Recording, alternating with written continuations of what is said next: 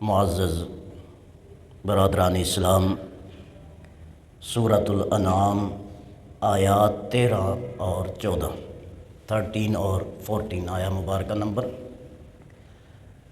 ان آیات سے قبل جو گزشتہ جمعے پہ معروضات پیش کی تھی، ارشاد باری تعالیٰ قل سیروا فی الارض، محبوب آپ زمین کا سیر کرنے کا اپنے غلاموں کو حکم دیں، اور ریزن بھی ارشاد فرمایا کہ وہ زمین کی سیر کیوں کریں۔ میرا خیال ہے میں نے کئی مرتبہ عرض کیا کہ مسلمان کی خوشی اور غیر مسلم کی خوشی میں زمین اور آسمان کا فرق ہوتا ہے۔ مسلمان کی خوشی یہ ہے کہ جب عید الفطر ہوتی ہے تو خوشی کا دن ہوتا ہے، لیکن وہ سیلیبریٹ کرتے ہیں اللہ کی بارگاہ میں سجدہ کر کے، اللہ کا شکر ادا کرتے ہیں، مالک تو نے ہمیں خوشی عطا فرمائی۔ عید البقرہ آتی ہے، بڑی عید جسے کہتے ہیں، عید الاضحیٰ قربانی کی عید جسے ہم کہتے ہیں، بڑی عید۔ تو پہلے اللہ کی بارگاہ میں سر بسجود ہوتے ہیں، اللہ کے بندے نہا کے دھو کے صاف اجلے کپڑے پہن کے اللہ کی بارگاہ میں سر بسجود ہو کے اپنے دن کا آغاز کرتے ہیں، اور فوراً اللہ کی بارگاہ میں جانور ذبح کر کے اپنی طرف سے قربانی جو ہے وہ ادا کرتے ہیں۔ یہ مومن کی خوشی ہے۔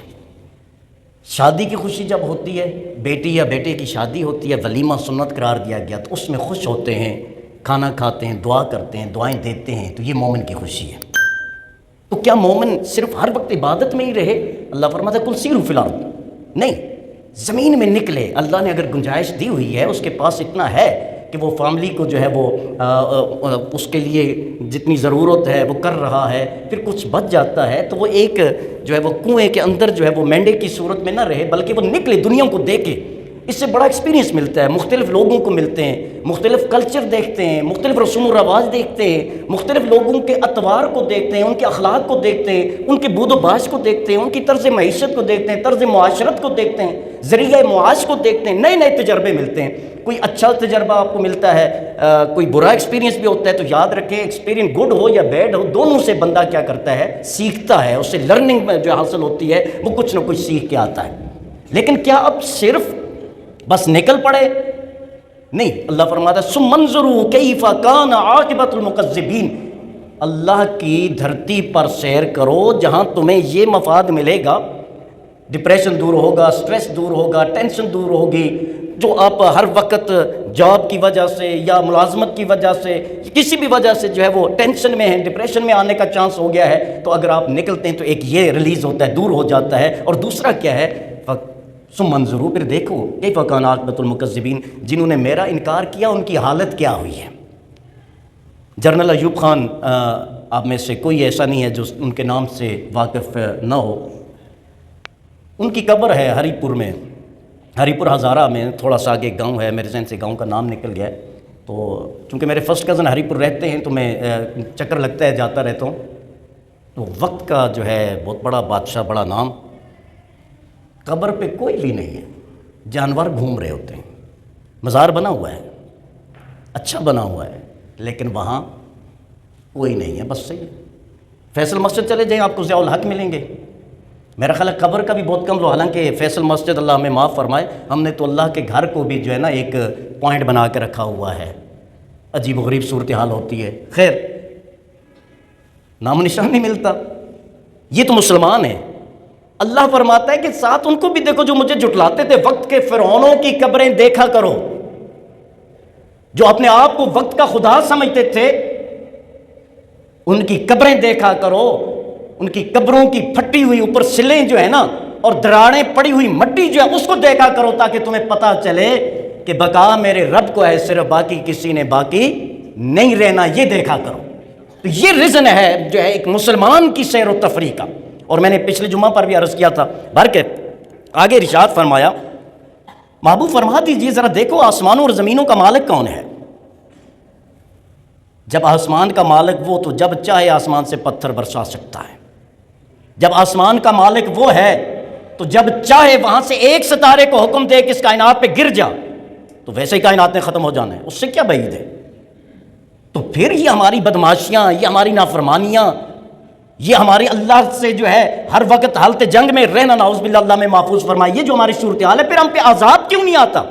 تو اللہ نے فرمایا اس لیے نہیں کہ اللہ کو تمہاری ضرورت ہے، اور اس لیے بھی نہیں کہ نعوذ باللہ اللہ ایسا کر نہیں سکتا، نہیں، ایسا نہیں ہے، لیکن اصل بات کیا ہے، کاتب علی نفسی الرحمہ، اس نے اپنے اوپر رحمت کو لازم فرمایا ہوا ہے۔ اس رب نے مجبوری کی وجہ سے تمہیں نہیں چھوڑا، اپنی رحمت کی وجہ سے تمہیں مہلت دے رہا ہے، باز آ جاؤ۔ لیکن یاد رکھنا، اِنَّ بَطْشَ رَبِّكَ لَشَدِيدٌ اِنَّهُ هُوَ يُبْدِئُ وَيُعِيدُ، اللہ کی پکڑ بڑی سخت ہے، جب وہ پکڑتا ہے نا پھر اس کی پکڑ سے کوئی چھڑا نہیں سکتا۔ آج کی آیت میں ارشاد فرمایا، میں نے اس لیے دہرایا، لہو ما فی السماوات والارض، یہ بات یاد رکھنا، اللہ نے فرمایا کہ آسمان بھی اس کا ہے، زمین بھی اس کی۔ آسمان یہ ظرف مکان ہے، جس طرح مسجد یہ ظرف مکان ہے، اس کے اندر ہم آ سکتے ہیں۔ زمین یہ بھی ظرف مکان ہے کہ اس کے اوپر ہم اسی کے اندر ہیں، رہتے بھی اس کے اوپر ہیں اور جائیں گے بھی اسی کے اندر۔ وَلَوْ كُنْتُمْ فِي بُرُوجٍ مُشَيَّدَةٍ، چاہے تم بڑے بڑے محل بنا کے نا 170 کمرہ بناؤ کنکریٹ کے، جو بم پروف کمرے بنا کے اندر چھپ کے بیٹھ جاؤ، لیکن اللہ نے جب حکم دیا، اسرائیل جب آئیں گے نا، وہ اس کنکریٹ اور جو ہے بم پروف بینکر جو ہیں ان سے بھی اندر آ کے تمہاری روح قبض کر دیں گے، بچ نہیں سکتے۔ اب غور کریں، موت سے بچ نہیں سکتے، اس سے بچنے کی کوشش کر رہے ہیں۔ جہنم سے بچ سکتے ہیں، اس سے بچنے کی کوشش ہی نہیں کر رہے۔ موت سے نہیں بچ سکتے، جو مرضی کریں، موت نے آنا ہے۔ جب وقت مقرر ہو جائے گا پورا، موت نے آنا ہے، مرنا ہے، تو اس سے تو بچ ہی نہیں سکتے، لہٰذا اس کے ساتھ کمپرومائز کرو، اس کو ایکسیپٹ کرو، مان لو کہ مرنا ہے، اور کام کرو۔ جتنی ہم کوشش موت سے بچنے کی کرتے ہیں نا، اتنی کوشش اگر ہم اللہ کی عبادت کی کر لیں تو ہمیں موت کا ڈر رہے ہی نہ، بندہ تیار ہو جاتا ہے۔ بہرکہ اللہ تبارک تعالیٰ نے فرمایا، زمین کس کی ہے، آسمان کس کا ہے؟ میں نے پچھلے جمعے پہ بھی عرض کیا تھا، کہنا پڑے گا للہ الواحد القہار، یہ زمین بھی اللہ کی ہے، یہ آسمان بھی اللہ کا ہے۔ پھر ارشاد فرمایا، وَلَهُ مَا سَكَنَ فِي اللَّيْلِ وَالنَّهَارِ، اسی کی ملکیت ہے جو بس رہا ہے رات میں اور جو بس رہا ہے دن میں۔ اس کو ظرف زمان کہتے ہیں، ٹائم۔ زمین بھی اللہ کی، آسمان بھی اللہ کا، اور دن بھی اللہ کا اور رات بھی اللہ کی۔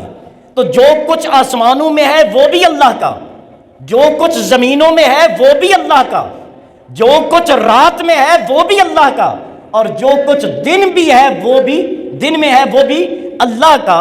اور پھر اللہ کون ہے؟ وَهُوَ السَّمِيعُ الْعَلِيمُ، وہ سب سنتا بھی ہے، سب کچھ جانتا بھی ہے۔ تو اللہ نے اپنا تعارف کروایا کہ ملکیت اصل ہے کس کی، ملکیت اصل میں ہے کس کی؟ یہ کسی بادشاہ کی ملکیت نہیں ہے، ملکیت بادشاہ حقیقی کی ہے۔ مالک میں یا آپ یا کوئی بھی کسی چیز کا اصل میں نہیں ہے، کیونکہ اصل مالک وہ ہے جس کی ملکیت ہمیشہ سے ہے اور ہمیشہ رہے گی۔ یہ باقی سارے چوکیدارا کرتے ہیں۔ وہ ایک بادشاہ تھا،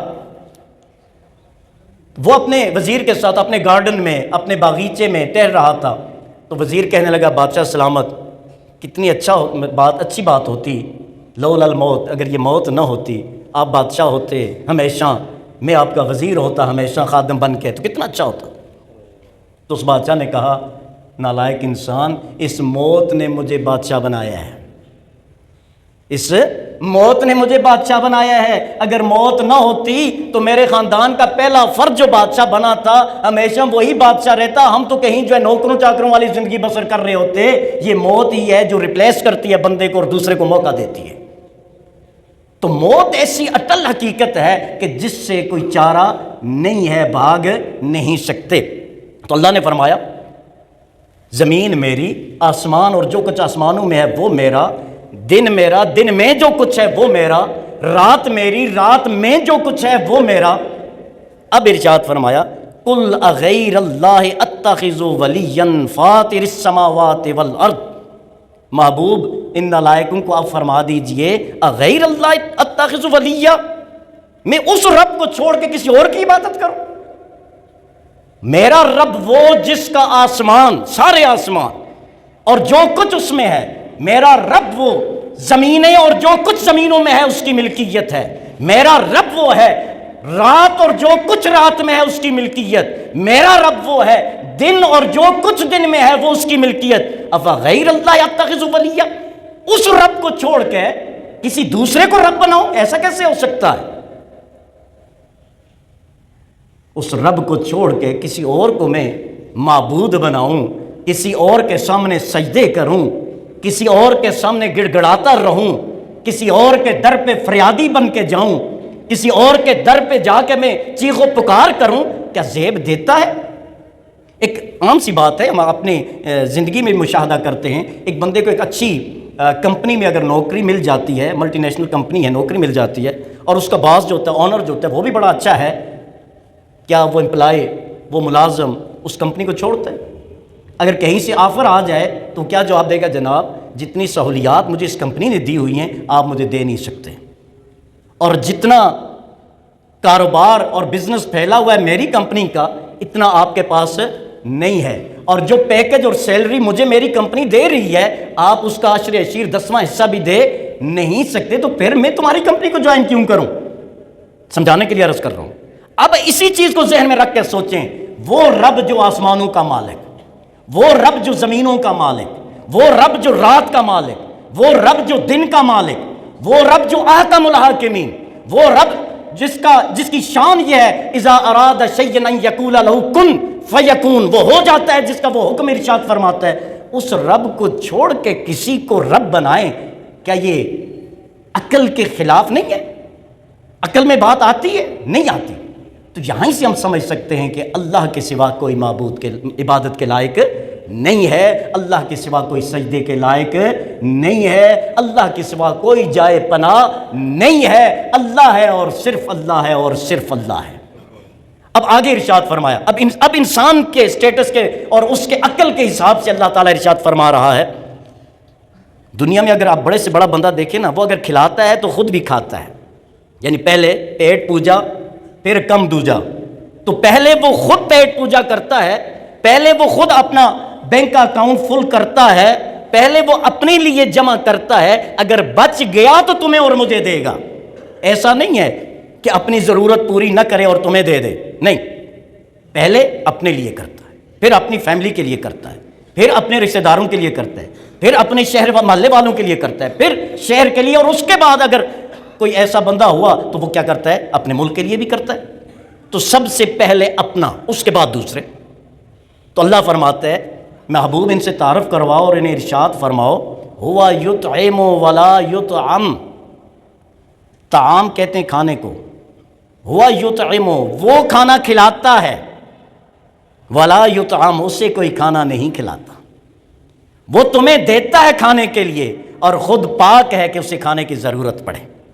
یحیی و یمیت، وہ تمہیں زندگی دیتا ہے، وہ زندگی کا محتاج نہیں ہے، وَيُمِيتُ وہ تمہیں مارے گا اور اس کو فنا نہیں ہے، وہ باقی ہے، وہ تمہیں نیند دیتا ہے، وَجَعَلْنَا اللَّيْلَ لِبَاسًا وَجَعَلْنَا النَّهَارَ مَعَاشًا وَبَنَيْنَا فَوْقَكُمْ سَبْعًا، اللہ فرماتا ہے وہ تمہیں رات کو نیند دیتا ہے، دن کو کام کے لیے طاقت دیتا ہے، اور وہ کیا ہے؟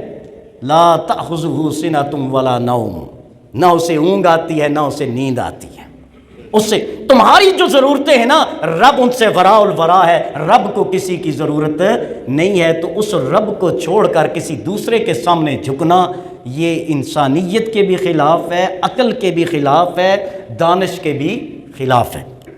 ارشاد فرمایا قل انی امرت ان اکون اول من اسلم، محبوب آپ فرما دیجئے مجھے یہ حکم دیا ہے کہ میں سب سے پہلے اللہ کی بارگاہ میں سر جھکانے والا ہو جاؤں، اول من اسلم، سب سے پہلے اللہ کی بارگاہ میں جھکنے والا ہو جاؤں، ولا تکونن من المشرکین، اور میرے رب نے مجھے یہ بھی حکم دیا ہے کہ میں شرک کرنے والوں میں سے نہ بنوں، میں موحد رہوں، اللہ کی توحید پہ رہوں، اللہ کی عبادت کرتا رہوں، اور اللہ کے ساتھ کسی کو شریک نہ ٹھہراؤں، اور اللہ کی شان کے بارے میں کسی شک کا جو ہے شکار نہ ہوں۔ حضرات محترم، یہ وہ آیات تھی جن کے بارے میں اللہ تبارک تعالیٰ نے ارشاد فرمایا، زمین ہو یا آسمان ہو، دن ہو یا رات ہو، اور زمین و آسمان کے درمیان جو کچھ ہو، دن اور رات کے درمیان جو کچھ بھی ہو، لہو وہ اسی کے لیے، وہ اسی کا ہے۔